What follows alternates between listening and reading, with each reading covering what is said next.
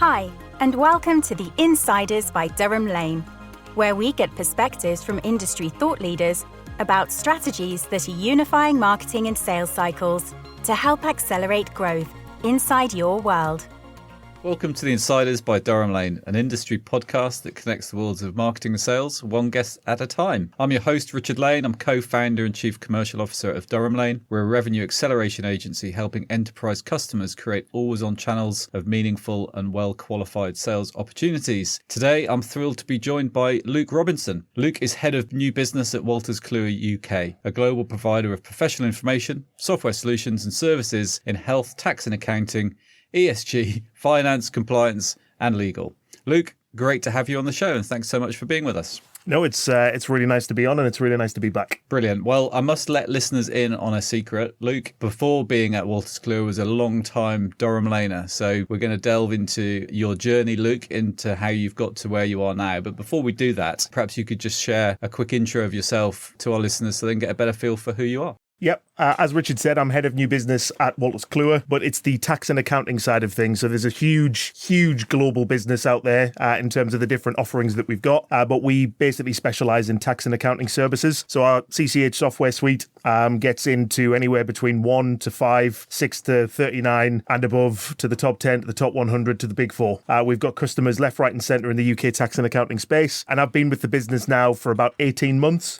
Very steep learning curve, but as you mentioned, a little secret, spent a lot of time here at Durham Lane, 8.5 years in fact. You get longer for murder, but it was a very steep learning curve. I operated for a number of years in the B2C world selling insurance, bounced about in a couple of different roles, even tried changing the world as a personal trainer. That didn't work out, and found myself firmly and comfortably in the world of sales and haven't looked back since. Amazing. So as we were prepping for this podcast, which we're doing in person, live and dangerous, we came up with a title of How Did I End Up Here? I think probably with an exclamation mark and a question mark. And we thought that would be a great way, particularly if you think about a lot of our listeners that are in SDR roles or maybe the beginning of their sales and marketing career, and just thought that it would be such an inspirational story for them to learn more about your journey of how you've sort of found your way into sales and then have moved through into the role that you're undertaking now for Wolters Kluwer. So can we sort of step back in time and, you mentioned it briefly there, but let's talk about how sales found you or how you found sales, and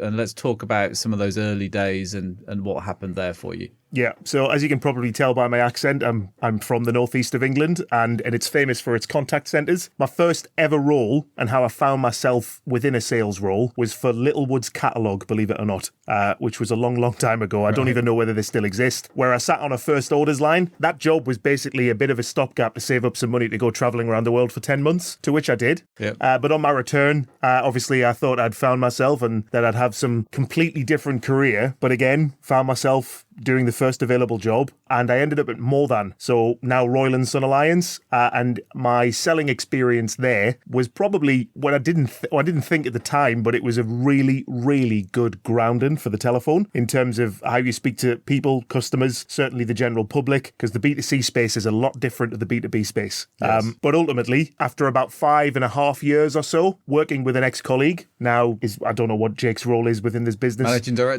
director, yeah, another guy with one hell of a journey. But knowing him and knowing a couple of colleagues that I'd worked with, they said, we've got a great opportunity at a startup business. The guys in charge are really great. They've got a great plan. They've got a great journey. They'd love for you to be a part of it. Sure enough, I joined up. It was a pretty lethal interview, I must admit. I do remember it. And I think there was this really intentional thing. You probably don't even remember it, but you and Lee were sat up higher than me. Right. So it was almost an auditorium type interview, and you were looking down. So I felt under even more pressure. But then, joined the business, very quickly learned that B2B is a whole different ballgame, but it's still all around speaking to people. But it was sharp learning curve, a lot of responsibility very quickly, which I thank you for. I didn't at the time, but you don't realize the education that you're getting. You just feel the pressure and don't actually think, well, this isn't helping me. But yeah, worked for a number of different clients, selling it to a number of different markets, built up my experience, let's say, but also learned to sell the Durham Lane way. And understanding the Durham Lane way was what then led me on to the training, coaching and consultancy role, which I sat comfortably in for about 5 years of my Durham Lane career. But eventually I probably hit my ceiling and thought I need the next challenge. One thing you mentioned there, I don't remember having a throne, by the way, but there we go. But sitting on my lofty perch. You were bad cop, actually.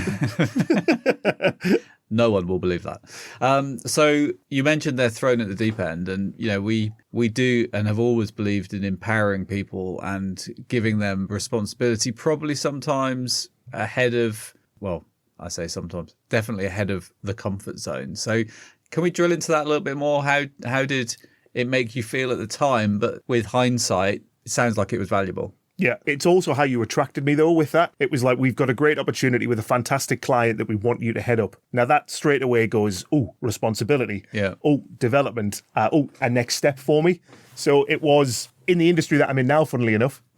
You come full circle, but it was in the accounting software industry. Yes. That was the client that we had. I had an idea of what they did, what they were trying to achieve, but often you just do it and you just get on with it. But bit by bit, rep after rep after rep, call after call after call, you get better, you build confidence. Then all of a sudden, we started hiring more people. Then all of a sudden, the people were looking up to me in terms of an example. So you talk about, yes, we give responsibility ahead of time, but you don't know it at the time, but it's massively appreciated. Yeah, excellent. So, and that's something for our listeners to think about, those at that early journey. Then try and seek out that situation, because you don't have to wait for someone to give you it. You need to be looking out for it as well, and that's probably something that we would recommend, really, in terms of how are you trying to develop yourself. I've always thought that pressure is a great thing as long as it's the right sort of pressure, and that's how you learn fast, right? So when you're under pressure in the right way with the right support around you, then you tend to grow really quickly. And maybe that brings us on to you becoming the voice and the guy that delivered Selling at a High Level as a training program, because that was pretty much a baptism of fire, wasn't it? Yeah. And then you took that forward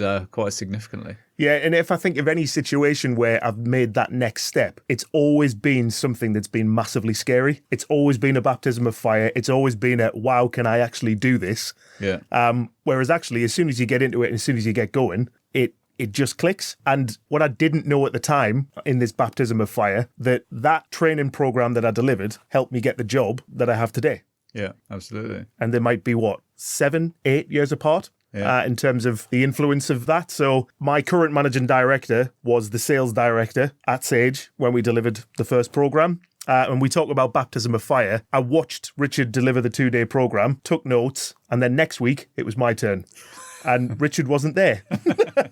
So I was left alone in a room full of around 24 experienced salespeople to deliver my first program, when, if I think about fear driving performance, then I had no other choice. I had no other choice but to just get up there and give it the best shot that I possibly could. And there was framework and there was process and structure around it. But at the end of the day, you had to draw on all of your experience and then help other people do similar things. Mm-hmm. So scary moment, but one that you dealt with, and that became your path for a few years, didn't it? Yeah, and I think what SDRs or anybody starting out need to recognize is the 6 months worth of cold calling that you've just had is experience. Because we were talking, I think, when I said, Richard, I'm not going to have the stories that you have. It's fine. You'll find your own. Sure enough, they're in there somewhere. Yeah. And a situation that you're trying to then play out to match what you're actually talking about, it was in there. And those experiences are in there, whether it's 6, 12, 18 months of cold calling, meeting clients, face-to-face meetings, account reviews, account management meetups. They're all there. You just don't realize it at the time. Whereas actually you can draw on that experience as you go forward in your career. Yeah, absolutely. And we sort of joked around the title of this podcast of how did I end up here? And you've painted a very positive picture of pressure and having to deliver, having to get into the performance zone. Something that we could also think about is probably imposter syndrome, and how's that affected you, or if it has over the years. The "How Did I Get Here" title came around for a conversation that I was having with my good friend recently. He is out for his second stint in Doha. He's working out in Qatar, and he just messaged me the other day with a picture of where he was, the situation that he was in, and he actually said the words, "How on earth did I end up here?" Yeah.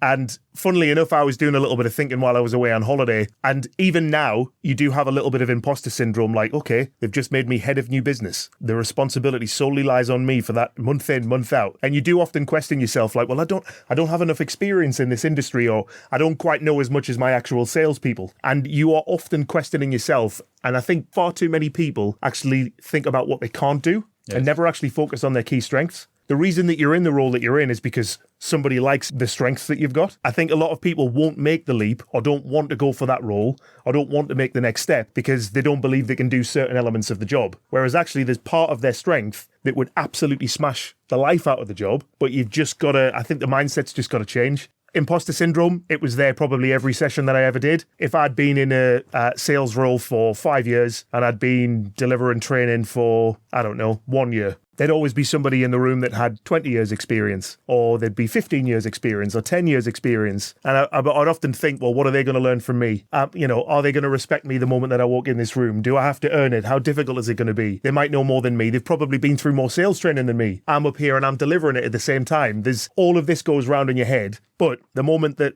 I suppose the clock starts and you go, the rest of it's out the window.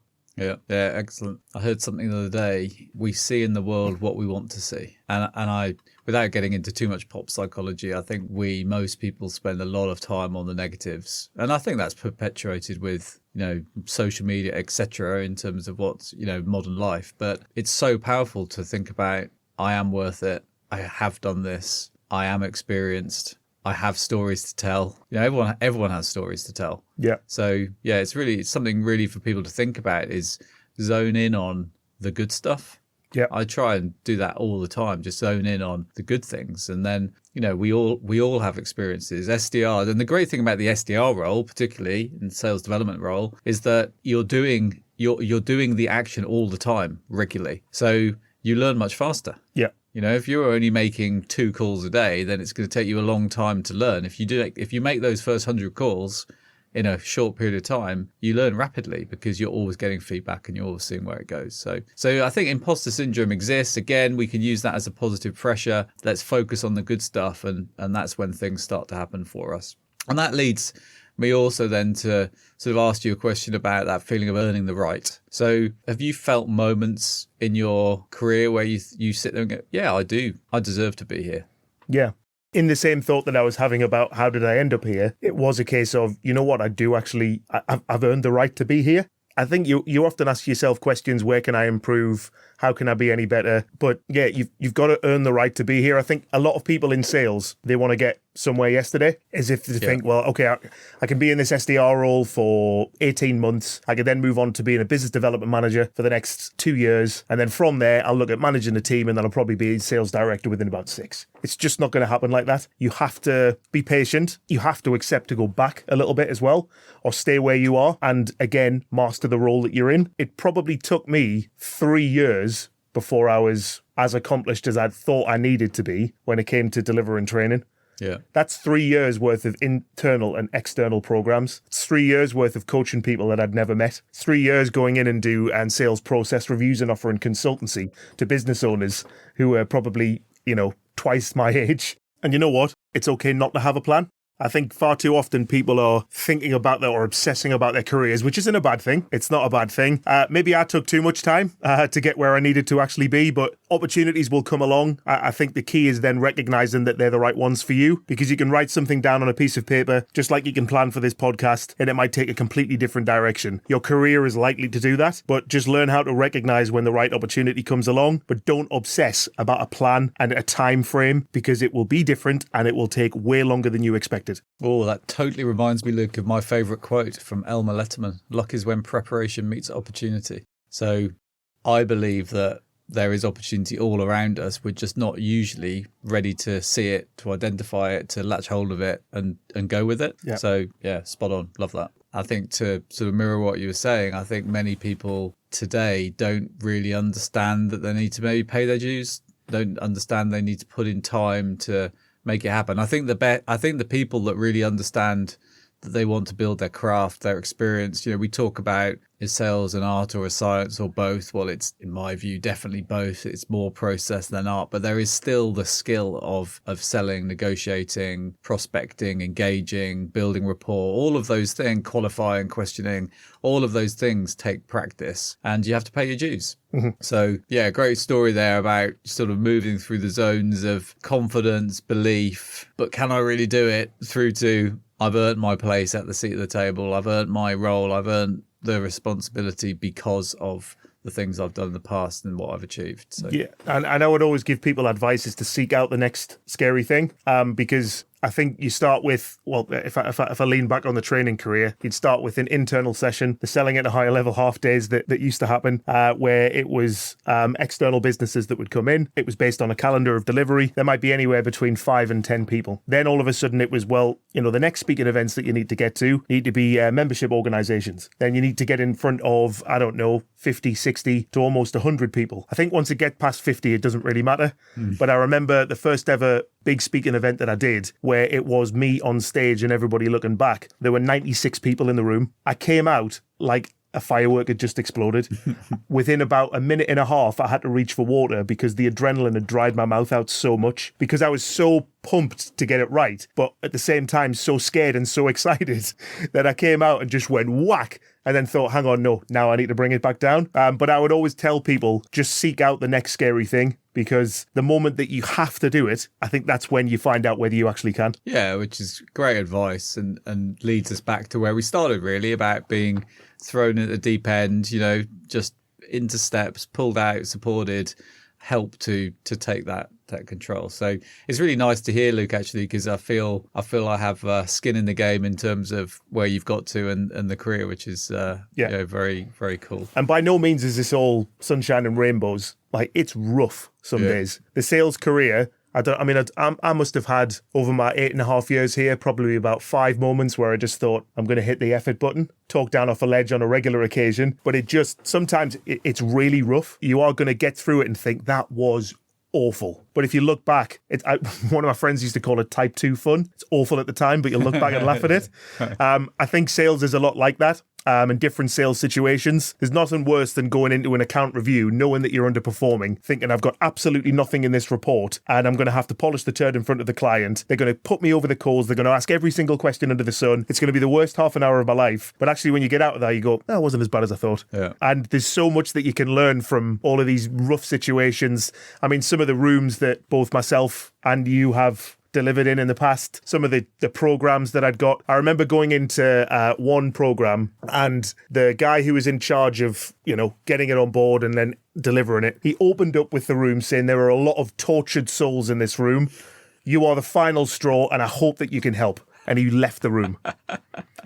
And then all of a sudden, you've got 16 people looking back at you thinking, right, come on then. And it was really, really rough at times, but it built so much resilience, for one, which I didn't know that I had, but the ability to actually engage people and bring them on board and actually make the learning fun. And because I would say maybe 50% of the room when you deliver any program don't really want to be there. Yeah. They've probably got better things that they need to be doing. They've got customers that they need to be talking to. And all of a sudden you're up there and you're like, right, well, I've got you for 2 days. Come and listen to me talk for 12 hours, right? It's really tough. So I think I learned a lot about people. I learned a lot about myself, but I learned a lot about how to positively engage people as well that didn't really want to hear anything. But again, that was all built from the basics. It was all built from the reps. It was all built over time. And we say we earn the right to that path. That path, as I've said, is not easy. But once you get there and once you realize you're there, it's brilliant. Yeah, absolutely.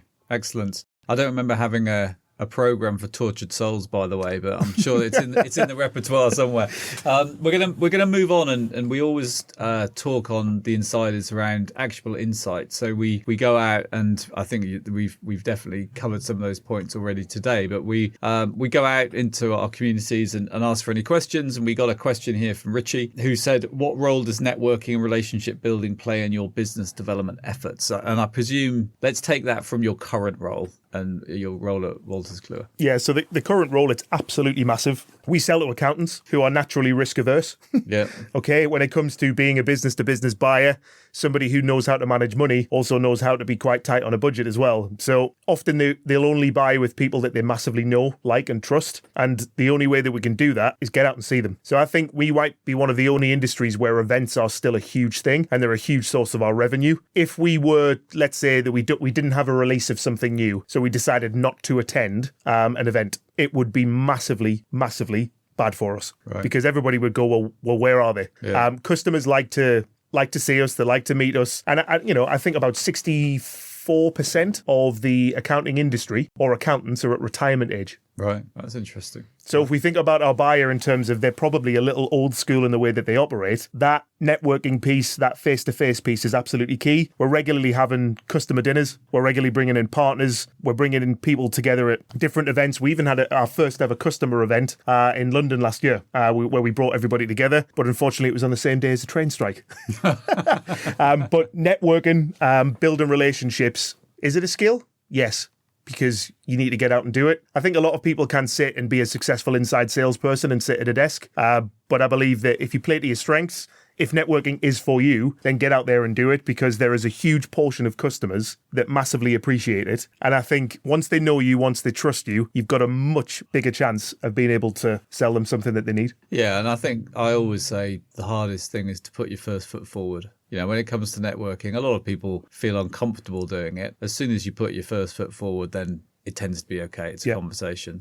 And go by yourself. Don't go with a colleague. Yes. Because the moment that you go to a networking event with your colleague, who are you going to stand next to? Yes, indeed. Yeah.